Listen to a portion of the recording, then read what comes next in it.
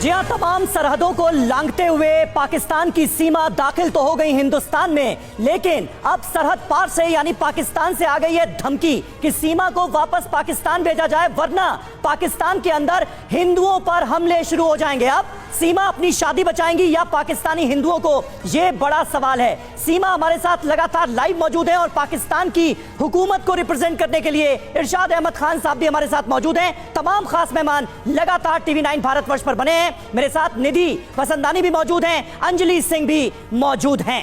शुरुआत अहम खबर के साथ कर रहे हैं। सीमा हैदर को पाकिस्तान के खूंखार डकैतों ने धमकी दी है, सीमा को लौटाओ, यह कहा है डकैत रानो शोर ने। सीमा नहीं लौटी तो मंदिरों पर हमले करेंगे। सिंध के रेहर की दरबार पर भी हमले की धमकी दे दी गई है।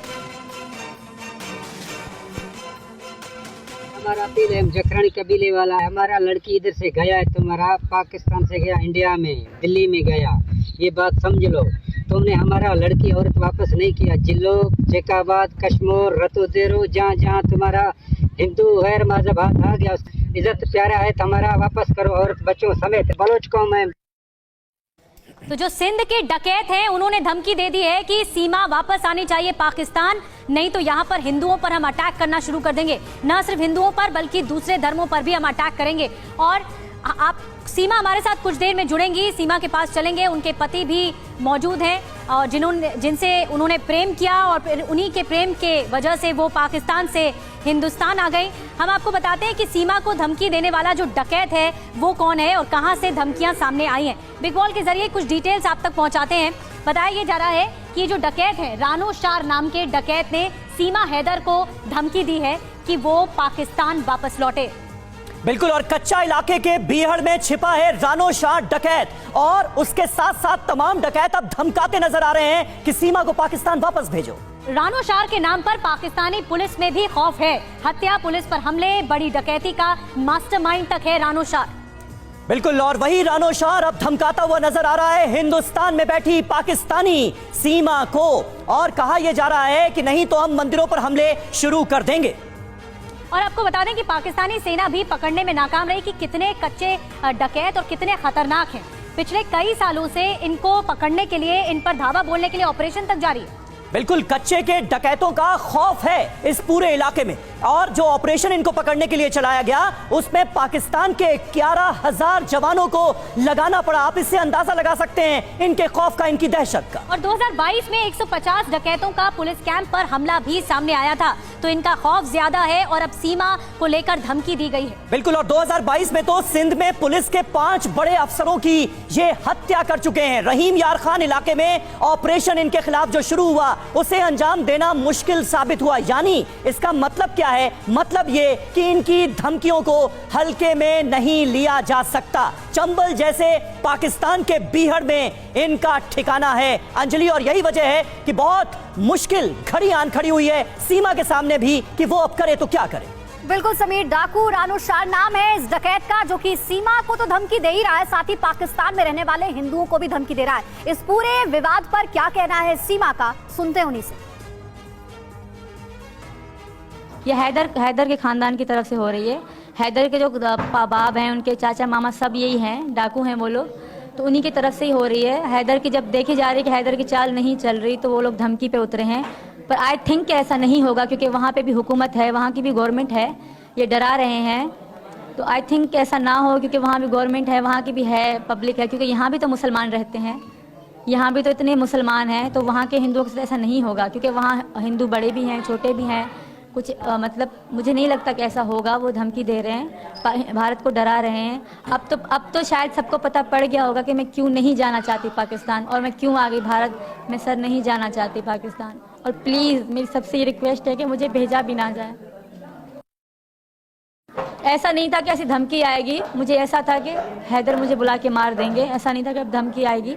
जब देख रहे हैं कि मैं नहीं जा रही और मैं मतलब हर तरह से इनकी हूँ, तो वो लोग धमकी पे उतरे हैं। तो सर मैं नहीं जाना चाहती। अब मुझे डर भी लग रहा है, और बहुत डर लग रहा है कि मुझे हिंदुस्तान अब सच में ना भेज दे, क्योंकि वो धमकियाँ दे रहे हैं। मुझे बहुत डर लग रहा है सर, कि हमने सोचा था कि हम शादी करके अच्छी ज़िंदगी गुजारेंगे। मुझे नहीं पता था कि इस तरह हो जाएगा, इतनी फेमस हो जाऊंगी और लोगों तक बात, अगर ये बात दबी रहती तो कोई कुछ भी ना करता। अब दुनिया तक बात पहुंच गई है तो इसलिए वो लोग ऐसा कर रहे हैं और धमकी दे रहे हैं।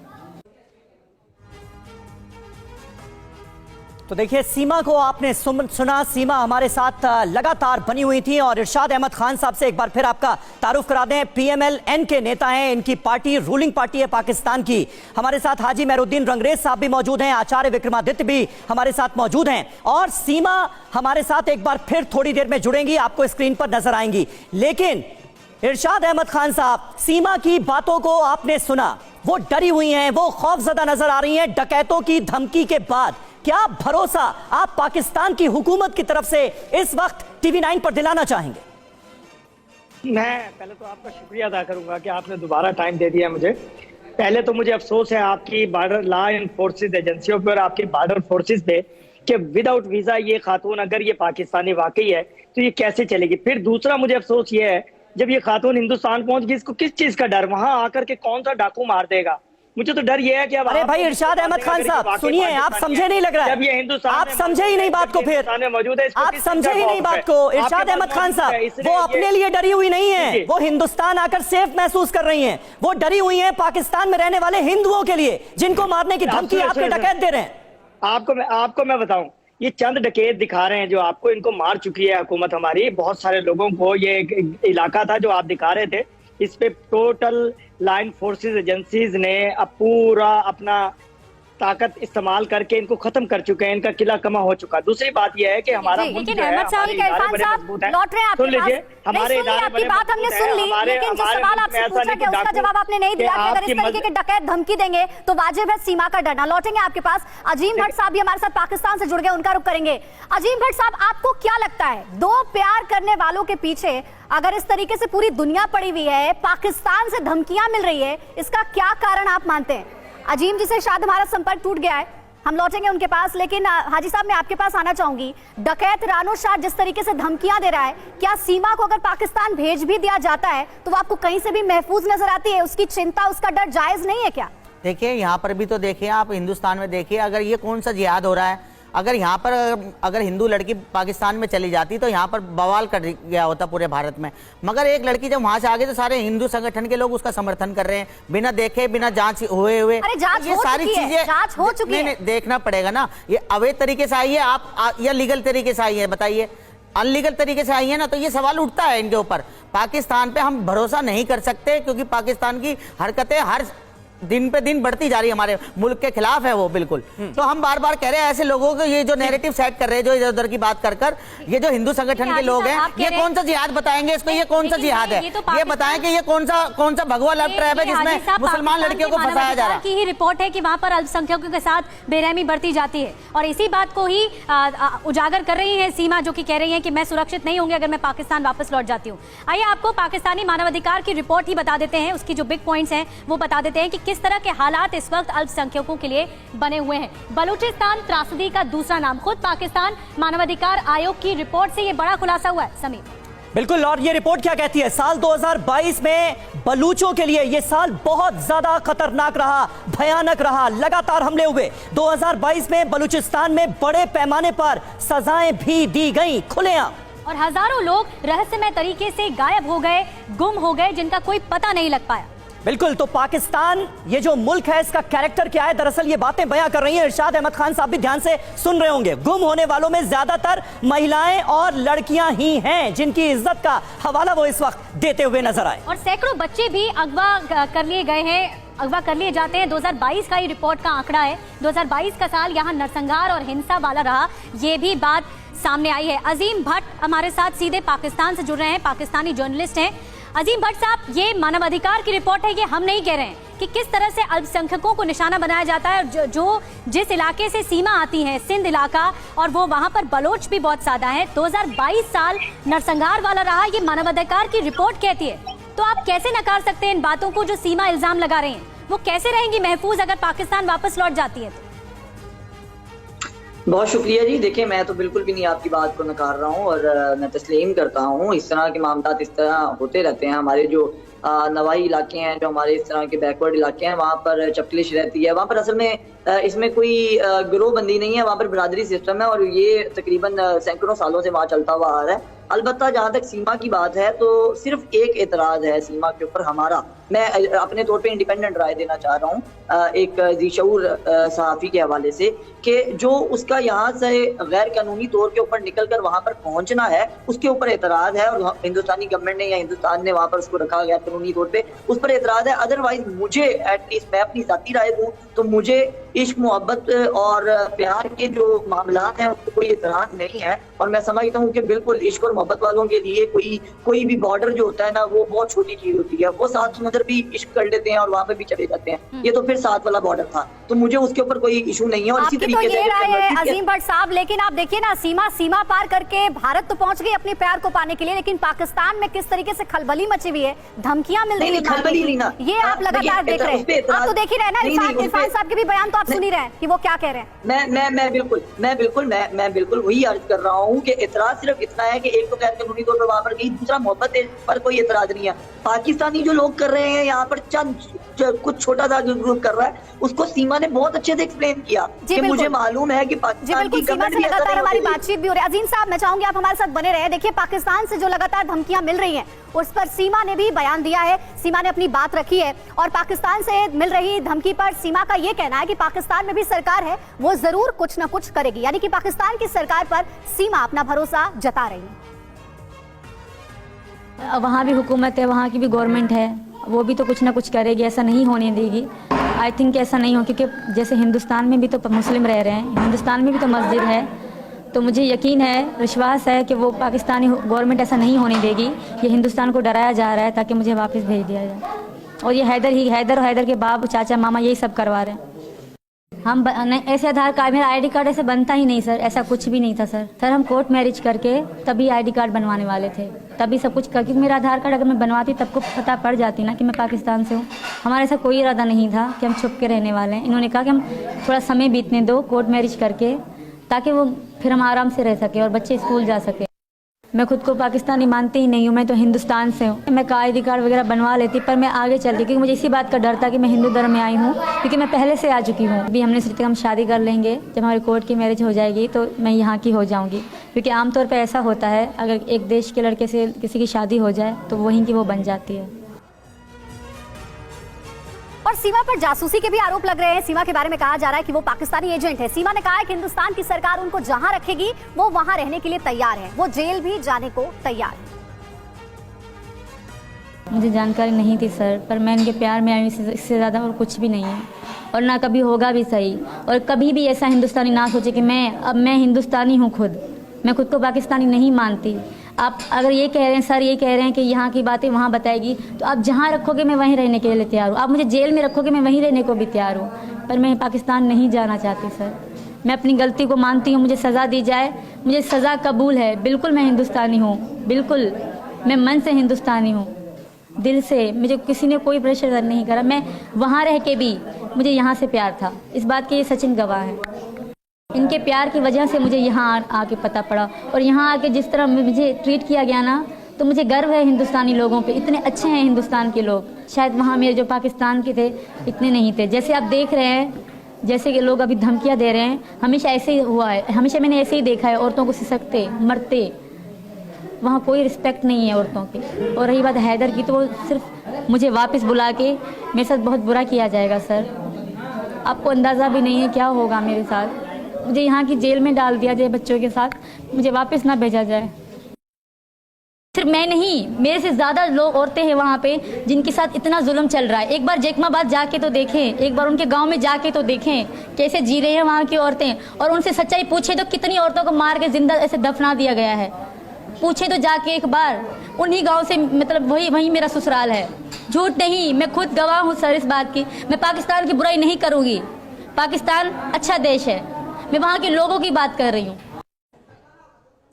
और आचार्य विक्रमादित्य भी हमारे साथ है। आचार्य विक्रमादित्य जी, आप किस तरह से यहाँ पर प्रतिक्रिया देंगे, क्योंकि वो बार बार यही कह रही हैं कि एक बार जाके तो देखिए जिस इलाके से वो आती हैं, सिंध के, और बहुत पिछड़ा इलाका है, बहुत ऑर्थोडॉक्स वहाँ पर इलाका है, किस तरह से अल्पसंख्यकों के साथ अत्याचार होता है, इस बात को भी वो कह रही हैं। वो जाना नहीं चाहती, तो किस बात की जबरदस्ती, क्यों इस तरह से डकैत और डाकू सिंध से सामने आ रहे हैं? बिल्कुल बहुत भयावह स्थिति है और आज इस देश, हमारे देश के लोगों को समझना चाहिए।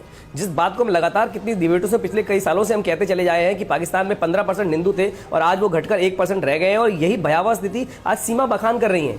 आप सुनो, बेनजीर की एक घटना उन्होंने सुनाई, मेरे तो रोंगटे खड़े हो गए। और यहाँ के हमारे कुछ जिहादी लोग हमारे टीवी पे डिबेट्स पर आकर बोलते हैं पाकिस्तान जिंदाबाद, पाकिस्तान की सपोर्ट करते हैं, हिंदुस्तान में पाकिस्तान के झंडे लहराते हैं और पाकिस्तान जिंदाबाद आपने सुना होगा। यूपी के बहुत सारे क्षेत्रों में, बहुत सारे पाकिस्तान जिंदाबाद भी बोलता मुसलमान यहाँ का, वो जो कहते हैं जाके इनको जाना चाहिए। अरे भयावह स्थिति, पाकिस्तान की हिमायती बैठे हैं यहाँ पर, ये देखो पाकिस्तान के हल्के सा बोलने पर पाकिस्तान का दर्द इनके कलेजे से बाहर निकल कर आ गया। ये हाजिर अंग्रेज जैसे पाकिस्तानी प्रेमी वास्तविक तौर पे वास्तविकता बता रहे हैं, यहाँ बैठकर वास्तविकता बता रहे हैं कि पाकिस्तान को प्रेम मन से करते हैं, पाकिस्तान के झंडे पर ये झंडे लगाते हैं, और यही वह वास्तविक तौर पे। और सीमा का देखो हाल क्या है, बता रही है हो क्या आई है। एक बार इनको भी भेजो वहां पर, एक बार इन जैसे जिहादियों को भी भेजो वहां पर, वास्तविक तौर पे समझ में आ जाएगा आटे दाल का भाव क्या पता चल जाएगा। कितने सुकून से इस देश में रह रहे हैं, यहाँ पर दामाद बने बैठे हैं, और वहां जाकर देखें हाल क्या है, मानवता के नाम पर क्या स्थिति बचा रखी है वहां पर। जो सीमा बखान कर रही है, समझ में आ जाना चाहिए इन लोगों को, जो पाकिस्तान का झंडा लेकर पाकिस्तान की बुलंदी यहाँ पर हर जगह हर कोने पर लेके बैठ जाते हैं, पाकिस्तान का झंडा लेकर चलते हैं, हिंदुस्तान के झंडे को जलाते हैं। ये हमने देखा है टीवी डिबेट्स पर किस प्रकार एक मिनट, हाजिर अंग्रेज जैसे जो लोग जो टीवी डिबेट्स माइती बन के बैठ जाते हैं। एक मिनट, हाँ आचार्य विक्रमादित्य जी, इसमें आपस में लड़ने का तो कोई मकसद मुझे नजर नहीं आता। आप यहाँ पर बैठे हैं, हाजी साहब भी यहाँ पर बैठे हैं, आपने कहा कि पाकिस्तान के हिमायती भी हैं। हाँ, दो हिमायती हैं यहाँ पर पाकिस्तान के दो हिमायती हैं। इरशाद अहमद खान साहब बैठे हैं, अजीम भट्ट साहब बैठे हैं पाकिस्तान से। मैं आता हूँ आपके पास। TV9 पाकिस्तान में सीमा के ससुराल वालों तक पहुंचा, आपको सीमा के ससुर का बयान भी अब हम सुनाने जा रहे हैं। जुनैद जुल्फिकार हमारे संवाददाता सिंध में हैं, उन्होंने ये रिपोर्ट वहां से हमें दी है। उनका क्या कहना है, ससुराल वालों का क्या कहना है सीमा को लेकर, जरा सुनिए। आप बताइएगा कि क्या मामला, कब शादी हुई थी? क्या इसका 2014 में शादी हुआ, समझा। अभी पहले सेमा भी इधर आता था, उसको मेरा बेटा भी इधर था। अभी वो चला गया कराची से, फिर उसने बोला मैं अभी जाएगा सऊदिया, मेरा लड़का सऊदिया चला गया। सेमा उधर था कराची, उसने जगह भी उधर से लिया, फिर वो जगह खपा के सेमा भाग गया, समझा। तो देखिए, सीमा को लेकर के लगातार विवाद जो है वो बढ़ता जा रहा है। इरफान साहब हमारे साथ जुड़े हुए हैं। इरफान साहब, सीमा को जिस तरीके से धमकियां मिल रही हैं, जिस तरीके से इरशाद साहब माहौल खराब है सीमा को लेकर के, पाकिस्तान में आपने देखा कि कैसे डकैतों के माध्यम से धमकियां मिल रही हैं। पाकिस्तान की सरकार पर सीमा ने भरोसा जताया है, क्या पाकिस्तान की सरकार अश्योरेंस देगी सीमा को कि इस तरीके की कोई धमकी या वहां पर रह रहे अल्पसंख्यकों के साथ किसी तरीके की कोई ज्यादती नहीं होगी, जो सीमा भी कह रही है? इरशाद साहब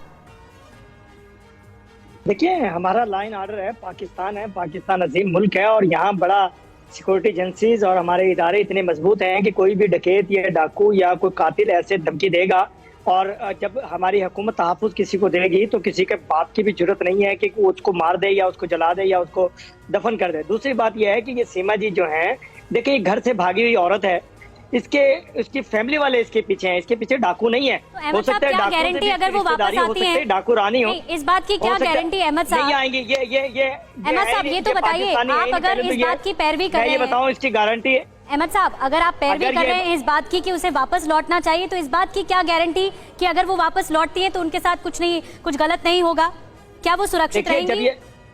बिल्कुल ये रहेंगी। अगर ये हुकूमत की मदद से पाकिस्तान, अगर ये पाकिस्तानी है और हुकूमत की मदद से आएंगी। दारुल अमान है, कितना जबरदस्त इदारा है मेरे मुल्क में, जहाँ के किसी का चिड़ी का पर भी नहीं मार सकती। वहाँ इनको इतना तहफ़्फ़ुज़ मिलेगा, शायद इनके घर में इनको ना मिले। लेकिन इरशाद अहमद खान साहब, आप तहफ़्फ़ुज़ की बात कर रहे हैं, आप सेफ्टी की बात कर रहे हैं सीमा के, आप तो उन्हें पाकिस्तानी मानने के लिए तैयार नहीं। अभी हमने एक रिपोर्ट दिखाई, आपने सुना होगा, सुनिए, आपने सुना होगा, हमारे रिपोर्टर सिंध में जो थे वो बाकायदा उनके ससुर के पास गए। ससुर ने बताया कैसे वो सिंध से ताल्लुक रखते हैं, कैसे सीमा कराची में रहती थी, कैसे वो हिंदुस्तान पहुंची। बहुत हद तक पूरी कहानी आपको समझ में आ गई होगी। अब आप उन्हें पाकिस्तानी मानते हैं, सेफ्टी का भरोसा देते हैं या नहीं देते हैं? देखिए, बिल्कुल हम देते हैं, हम तहफ़्फ़ुज़ देते हैं अपने अवाम को, अपनी कौम को, अपनी माओं को, अपनी बहनों को। जितना तहफ़्फ़ुज़ यहाँ है शायद हिंदुस्तान में ना हो, पूरी दुनिया में कहीं ना हो। क्योंकि ये जो कत्लो गारत होती है, ये इज्जत के, देखें तीन चीजें, जंग, जर, जमीन, इन तीन चीजों पे कत्लो गारत होती है हमेशा। आपके हिंदुस्तान में भी होती है, मेरे पाकिस्तान में भी होती है, पूरी दुनिया में होती है। जहां भी इज्जत का मामला हो, जहां जमीन का मामला हो, जहां जंग, जर, जमीन के तीन लफ्ज हैं। पाकिस्तान में अल्पसंख्यकों का कितना बुरा हाल है, आए दिन खबरें सामने आती रहती हैं, आए दिन तस्वीरें सामने आती रहती हैं, और उसके बाद आप ऐसा बयान दे रहे हैं। कौन कहा कितना महफूज है आपको भी पता है अच्छे से। मैं कह रहा हूँ, देखिए आपने अंजलि सुना नहीं मुझे, मैं ये कह रहा हूँ कि तीन चीजें हैं, जंग, जर, जमीन, जिसपे कत्लो गारत होती है पूरी दुनिया में। और आप और हम एक ही खित्ते के लोग हैं, आपका और हमारा कल्चर एक ही है। हाँ, हमारे मज़ाहिब अलग-अलग हैं। देखिए आपके हिंदुस्तान में जितना मुसलमान है शायद पाकिस्तान में भी ना हो। ये बात इसको ना, सर हमारे यहाँ मुसलमान बहुत सेफ और सिक्योर है, हमारे दरमियान एक धारदार तार लगी हुई है, ये तार हट जाए तो हम एक ही लोग हैं। आपने इस बात की अश्योरिटी दी कि अगर सीमा जो पाकिस्तान की बेटी है वो पाकिस्तान वापस लौटती है तो वो महफूज रहेगी, ये आप अश्योरिटी दे रहे हैं, बिल्कुल सीमा की बात एक बार फिर सुनाऊंगी आपको। आप एक बार फिर से सीमा की बात सुनिए, सीमा क्या कह रही हैं, उसने पाकिस्तान के बारे में क्या कुछ कहा है। वो ये कह रही है कि जिस नरक से मैं निकल कर आई हूँ मैं वापस उसमें नहीं जाना चाहती हूँ, मैं भारत में रहना चाहती हूँ, मैं भारत को बहुत पसंद करती हूँ। क्या कुछ कहा सीमा ने, आपको सुनवाते हैं।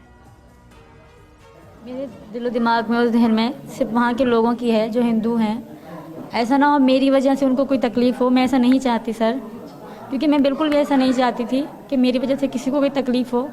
और मुझे डर भी लगने लगा है क्योंकि मतलब मैं नहीं चाहती को किसी को तकलीफ़ हो, मैं इनको भी नहीं छोड़ना चाहती सर।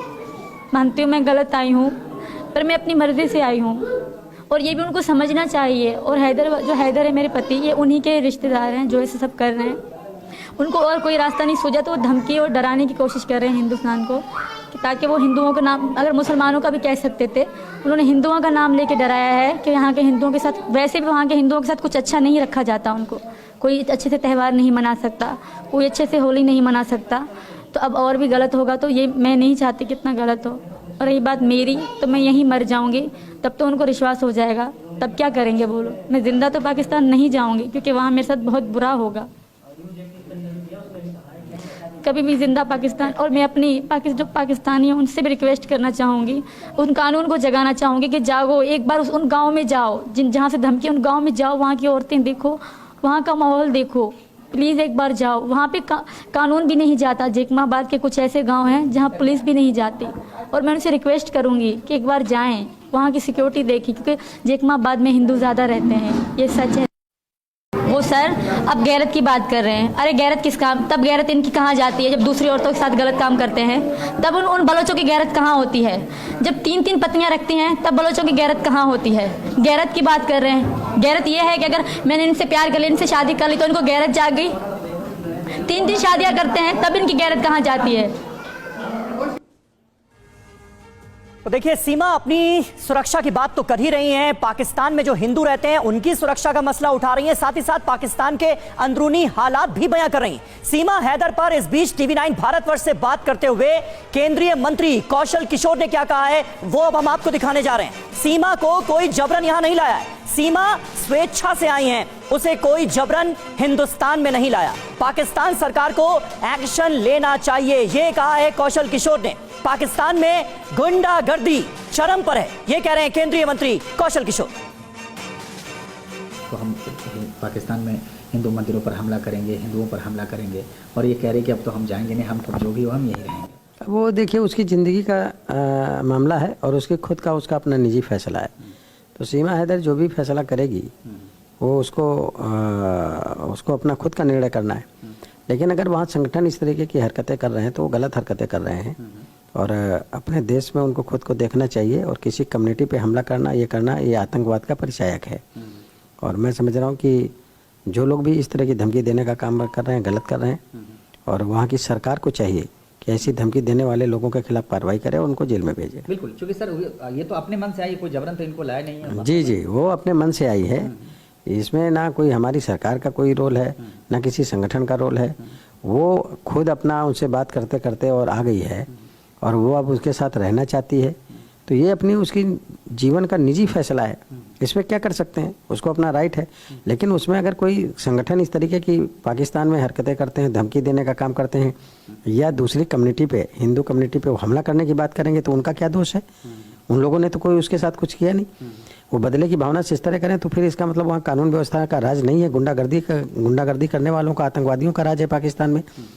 पाकिस्तान की सरकार को चाहिए कि ऐसी धमकी देने वाले संगठनों के खिलाफ तत्काल कार्रवाई करें, उनको जेल में पकड़ करके बंद करें। सीमा हैदर से लगातार TV9 भारतवर्ष ने भी बात की है। सीमा हैदर ने कहा है कि धमकी देने वाले डकैत जंगली हैं, उन्होंने कभी तालीम नहीं ली है, ऐसे में उन्हें बहुत डर भी लग रहा है। मुझे डर लगने लगा है सर, वो जंगली लोग हैं, उन्होंने कभी ज़िंदगी में तालीम नहीं देखी, उन्होंने कभी स्कूल नहीं देखा, तो उनको क्या पता क्या कदर प्यार की और क्या कदर इंसान की जान की। अगर पाकिस्तान की वह पुलिस इतनी जहाँ जैकमाबाद है वहाँ इतनी सख्त होती ना और ईमानदार होती जैसे यहाँ के लोग हैं, जहाँ की पुलिस है, तो ऐसा कभी भी ना होता, उनको जुर्रत ना होती इस तरह धमकी देने की। ये सरदारी लोग हैं, जो जाखरानी कौम है वो सरदारी लोग हैं, इनके हर बात सरदार ही करते हैं और सरदारों के ही ये होते हैं लोग। मैं जानती, पर्सनली जानती हूँ सर, मुझे पता है। जो हैदर बताते थे ना कि हम सरदार वाले हैं, सरदारी, हर बात इनकी सरदार। यहाँ स्कूल या पुलिस या कानून ऐसा कुछ भी नहीं है, बस सरदार जो कहेंगे वो सब यही कहेंगे। और अब जो सिंध के डाकू हैं वो सीमा को लगातार धमका रहे हैं, लेकिन सीमा हैदर ने एक बार फिर कहा कि वो भारत से प्यार करती हैं और भारत में ही रहेंगी, वो पाकिस्तान वापस नहीं जाएंगी। मैं प्यार की नज़र से देखती हूँ, सबकी नज़र एक जैसी। लाखों पाकिस्तान में लोग हैं जो इंडिया से प्यार करते हैं, मैं भी उनमें से हूँ। मैं उनमें से नहीं हूँ कि बस ये सोचते हैं जो कि यहाँ के मुसलमान के साथ ऐसा जुल्म हो रहा है या यहाँ के हिंदुओं के साथ मैं ऐसे बात करूँ। मैं उनमें से नहीं हूँ सर, मैं उनमें से हूँ जो भारत और पाकिस्तान दोनों शहरों देशों से प्यार करते हैं और मैं भारत से मन से प्यार करती हूँ। और मैंने बहुत कोशिश करी, बहुत लोगों को ये बताया कि ऐसा नहीं होता, क्योंकि ये मुझे यहाँ के मुसलमान जिस तरह दिखाते थे खुश रहते थे, शायद वहाँ के इतने हिंदू खुश नहीं थे। सर मेरा उनके साथ कोई संबंध नहीं था, कोई भी मेरा उनसे कांटेक्ट या रिश्ता रिलेशन नहीं था, तो मैं तो अकेली थी। ये अब जाके चूँकि मैं वायरल हो रही हूँ, अब मैं पहले भी कह रही थी कि हैदर पागलों की तरह बात कर रहे हैं, क्योंकि उनकी इज्जत पे बात पड़ी है। वो इसलिए ऐसा कर रहे हैं क्योंकि मैं हिंदू धर्म में आई हूँ और इस वीडियो वायरल हो रही है, तो इनकी इज्जत पे बात आ पड़ी है और ये इसलिए ये धमकियाँ दे रहे हैं। पर मैं हिंदुस्तानियों से ये कहूँगी कि डरने की ज़रूरत नहीं है, बिल्कुल भी नहीं है, क्योंकि वो वहाँ भी कानून है, वहाँ भी सब कुछ चलता है। और मैं वहाँ पाकिस्तान के कानून से कहूँगी कि जागो और जाओ वहाँ पे। मैं खुश हूँ यहाँ, तो मुझे जीने दो। तो देखिए, सीमा हैदर पाकिस्तानी हैं, सिंध से ताल्लुक रखती हैं, सिंधी हैं, लेकिन इरशाद अहमद खान साहब जो कि पाकिस्तान की सरकार को रिप्रेजेंट कर रहे थे हमारी चर्चा में, वो ये मानने के लिए ही तैयार नहीं थे कि सीमा पाकिस्तानी है। इसलिए सीमा ने पाकिस्तानी सिंधी लैंग्वेज में बात करके उन्हें ये भरोसा दिलाने की कोशिश की कि वो कहां से ताल्लुक रखती हैं। सुनिए।